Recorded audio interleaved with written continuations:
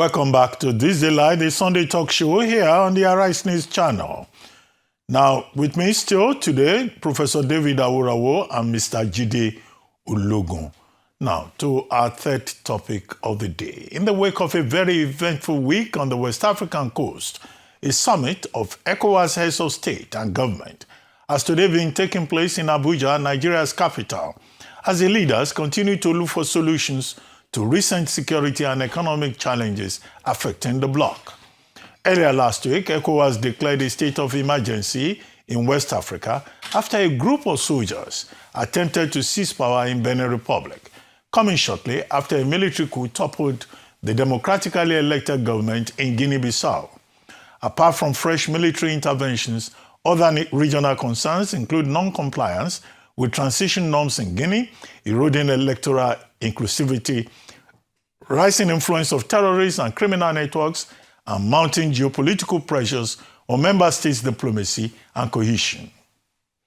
Back here in Nigeria, the Senate, through its Committee on Foreign Affairs, this past week screened ambassadorial nominees, granting many of them the privilege of taking a bow and going, which has become a euphemism for giving a free pass to nominees, instead of pushing for accountability or probing for experience and relevance. It was all going to script until two senators, Alain Dume and Adams Oshiomhole, got into a mini face-off when it was time to screen a former presidential aide, Reno Omokri, who was saved for the last without a single question being asked of him. Now, Australia. After an initial hitch that saw many, including senators, ambassadorial nominees, and journalists scramble for space in the jam-packed hearing room 221, the screening exercise finally took place in a new venue. In rapid dispatch, the Senate Screening Committee attended to the ambassadorial nominees, granting Senator Ita Inan and all other former National Assembly members the privilege of taking a bow and go. The same gesture is extended to all former governors, Okezie Ikpeazu from Abia State and Ifeanyi Ugwuanyi of Enugu State, former Minister of Aviation Femi Fani-Kayode, and all former ministers, including former Chief of Army Staff Abdurrahman Dambazo, the immediate past Chairman of the Independent National Electoral Commission Mahmood Yakubu, and former Administrator of Rivers State Vice Admiral Ibo Kibas were also asked to take a bow and go. Senate Leader Opeyemi Bamidele, who monitored the exercise, offered a spirited explanation for the bow and go. We also relied on the report, the security report from the DSS, from the police, and other relevant security agencies, and to the extent that we have a clean bill of record in respect of all of them. My name is Fatima Florence Ajimobi, wife of late Senator Abiola Ajimobi from Oyo State. All former First Ladies and former ambassadors were not left out in the offer from the Senate, as the list of nominees still waiting to be screened gradually narrowed down to former presidential aide Reno Omokri and 4 career ambassadors, but all eyes on Omokri. My name is Reno Omokri. I was a special assistant. Omokri had barely finished introducing himself when 2 senators, Ali Ndume and Adam Oshiomhole, snapped at each other over Omokri's nomination. While Ndume wanted Omokri dispersed quickly following a motion to that effect, Oshiomhole held on to the floor, insisting on saying a thing or two about the nominee, despite tacit pressures on him not to. You cannot exercise power that you don't have. You don't exercise power that I want to thank you. Finally, Omokri scaled the hurdle and was allowed to take a bow and go, with his dream of being a Nigerian ambassador intact. Omo Bazwai, Arise News. Of the shores of Nigeria, Australia has become the first country to ban social media for children under 16, blocking access in a move welcomed by many parents and child advocates, but criticized by major technology companies and free speech advocates. Prime Minister Anthony Albanese called it a proud day for families and cast the law as proof that policymakers can curb online harm that will seem to have outpaced traditional safeguards. Some of those below the cutoff age of 16 were anxious about adjusting to life without social media, but others were less concerned. While the government has said the ban will not be perfect in its operation, about 200,000 accounts were deactivated by Wednesday on TikTok alone, with hundreds of thousands more to be blocked in the next few days. Many of the estimated 1 million children affected by the legislation also posted goodbye messages on social media. And finally, on the week that was, Ukrainian President Volodymyr Zelensky met European leaders in London and the Vatican on Tuesday, firmly rejecting U.S. pressure to cede territory to Russia as part of a peace settlement. Zelensky emphasized that Ukraine has no legal or moral right to give up its land, while the 20-point U.S. peace plan has been revised to remove anti-Ukrainian clauses. The president also pressed for robust security guarantees from Europe and the U.S. to deter future Russian aggression. Russia also last Friday sentenced top international criminal court judges and its chief prosecutor to jail terms in their absence in a retaliatory move after the court issued an arrest warrant for President Vladimir Putin over the Ukraine war. In 2023, prosecutor Karim Khan charged Putin with illegally deporting children from Russian-occupied territories of Ukraine. Moscow responded by opening a case against him.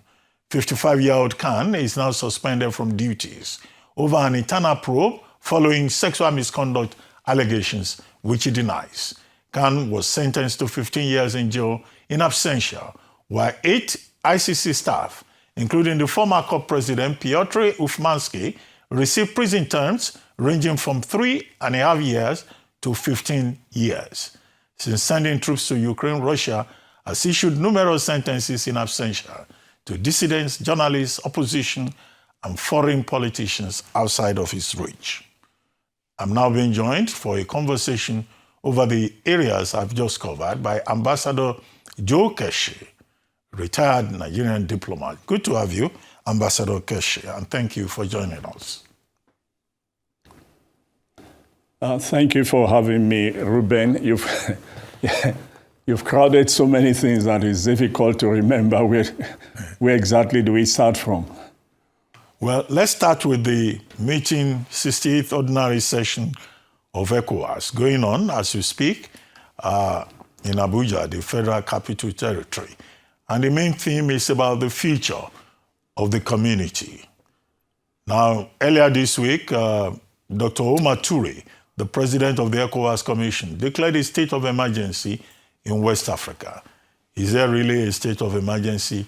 And what is the future of the community in terms of integration and political stability and the specter of coups and failed coups?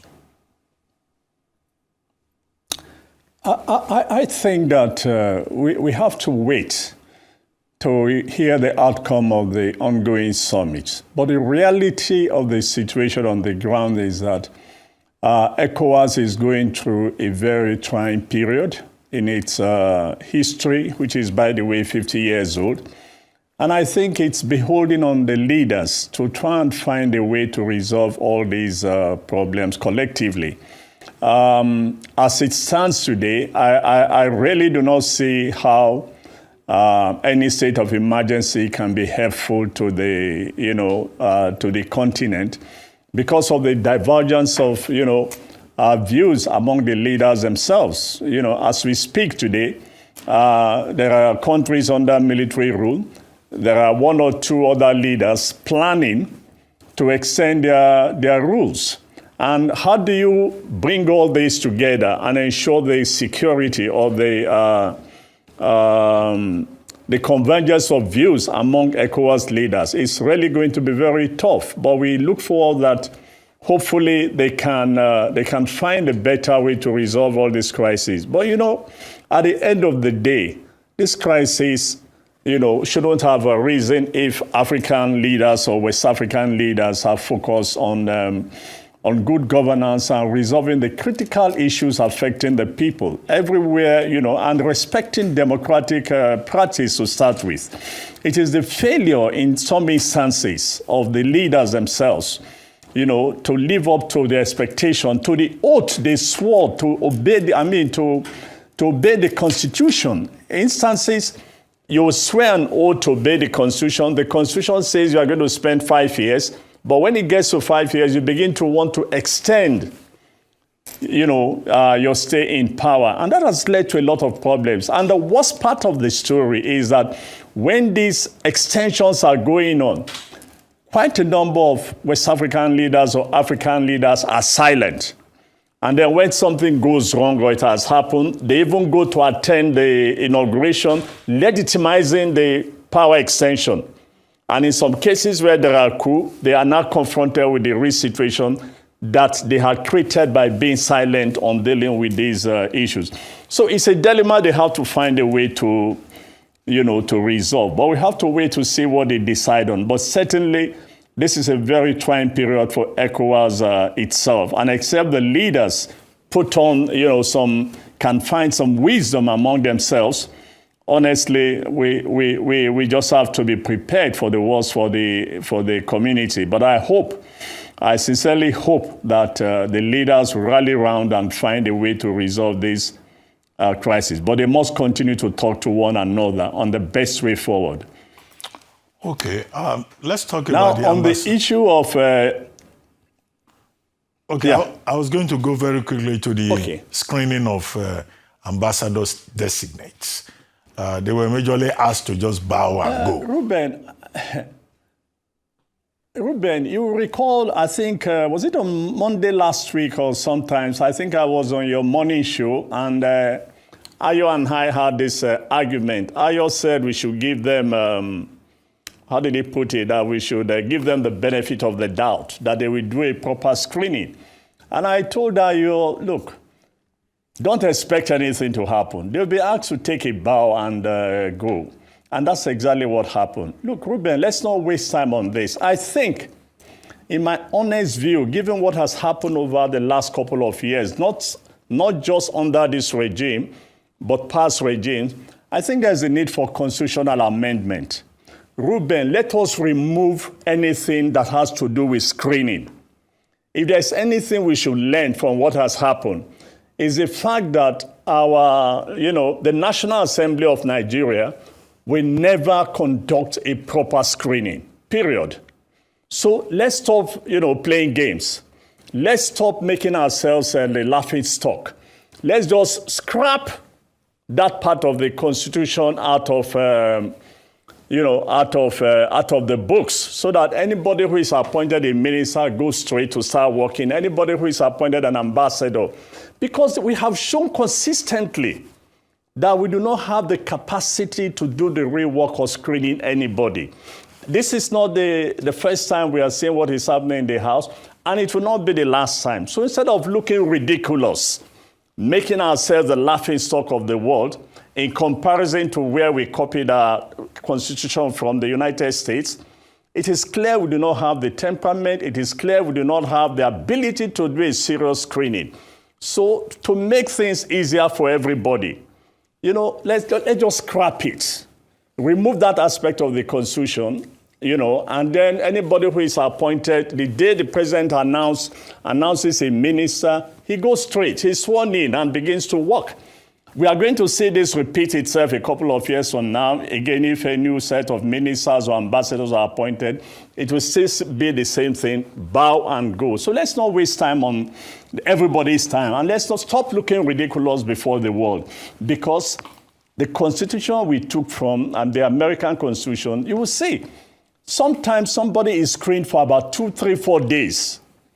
But here, a whole 60-something people are screened in 1 hour. Just take a bow and go and introduce yourself. And by the way, being a first lady has become a qualification in Nigeria now. So I hope so many young ladies would, honestly look for future governors and marry. So that they can become ambassadors too.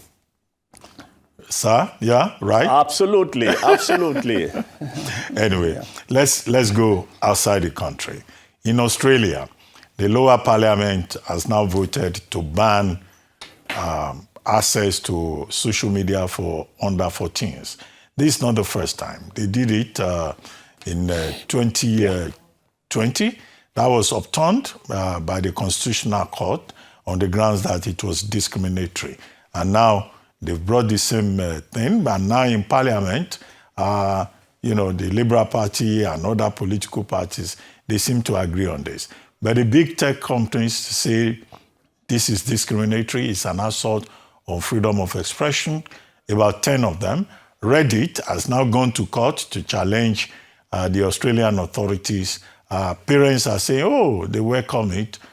Some people are making suggestions about, well, will it be possible to enforce? It's not only Australia. Across Europe, there's one ban or the other. Even in the United States, in Louisiana, Colorado, New York, and some other states, there are, some restrictions in place. But the thing is about children and their mental health and this abuse of algorithm. Is it something you recommend to us in Nigeria, that there should be restrictions on the access of young people to social media? Look, I think eventually quite a number of countries would probably emulate Australia, because it's not only the Australians that are complaining, and it's not only Europeans that are complaining. I think all over the world, parents are getting, concerned about their kids and, and the usage of telephone. Look, Ruben, you need to walk, particularly here in Hilton, you need to walk into the restaurant here, on Sunday for breakfast, and you see tables filled up with families. Guess what, Ruben? Nobody is having a conversation. The father, the mother, the children, nobody is having a conversation. Everybody is on their phone, and you begin to wonder, this is affecting families one way or the other. I think that eventually, the rest of the world will begin to come to that reality that they need to protect, children away, take away the phone from the children until they get to 16 or 18, with some guidance and guideline put in place. As for the action of the tech companies, look, these guys are interested in profit, nothing more. They care little or nothing about the mental health of the kids, whether they are affected. They don't even know the kids anyway. So they are not parents of all the kids that are going to be affected. So I think that eventually that the rest of the world will probably see some merit in emulating the Australian, ban, which I support, by the way. I just think that we need to protect these kids until they are old enough to manage, the telephones properly. But in a number of homes, this is a big problem. And the sooner we begin to address them, globally, I think the better. Well, Zelensky, responding to the peace plan being proposed by the United States and by the European countries, the coalition of the willing, as they call themselves, says, well, anything can be discussed about NATO, about whatever, but that Ukraine is not ready to cede land. And it has no powers. The government has no powers to cede territory to Russia, which is what Russia is asking for. The whole of Eastern Donbass and the whole of Donetsk and Zaporizhzhia and Crimea, of course, is already gone. And it can only be by referendum. And this looks like a very difficult area in the negotiations. And of course, the security guarantees that Ukraine is asking for. What's your take? Well, they have been talking about this security guarantee for such a long time.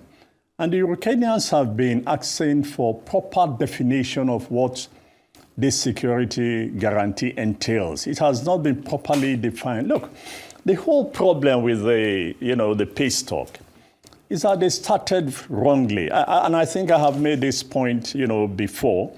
You do not go into this kind of negotiations, you know, you go across to the Russians and then you take the Russian proposals and then present it as the American proposal, you know.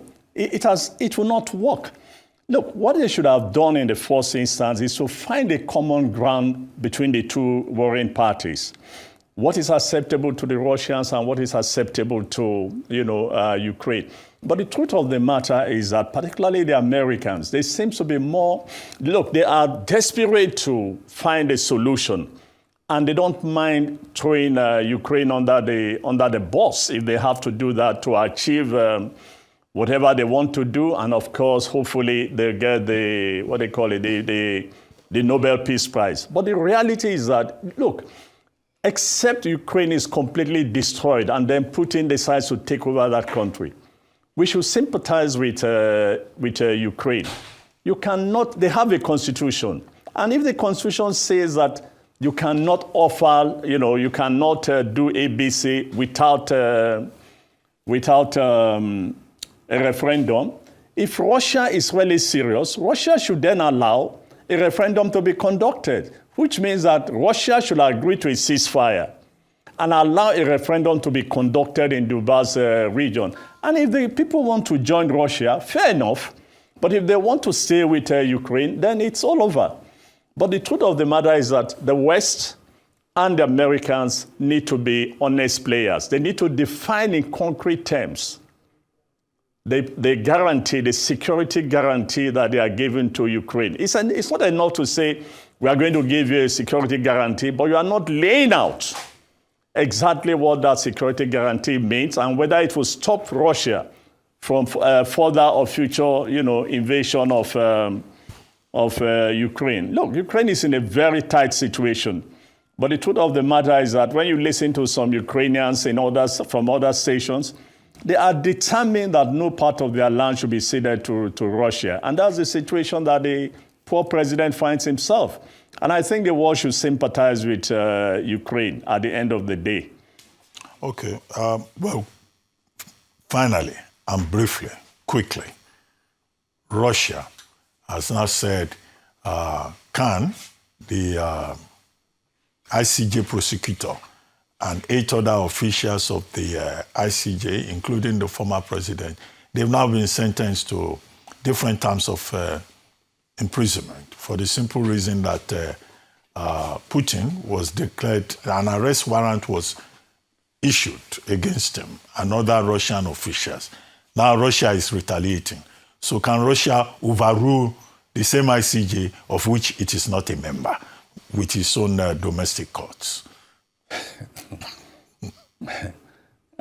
Ruben, this sounds like some comedy being played out. Well, except the Russians are going to kidnap, the people involved, I don't see how they can execute the judgment that has been issued. So I just think that this is a huge joke.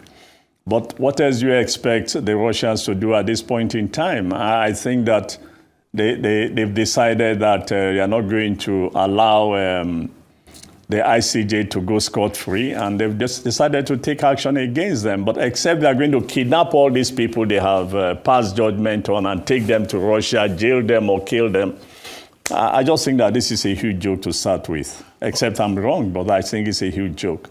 Okay, on that note, I would like to thank you very much, Ambassador Joe Keshi, for joining us on This Is Live, the Sunday Talk Show.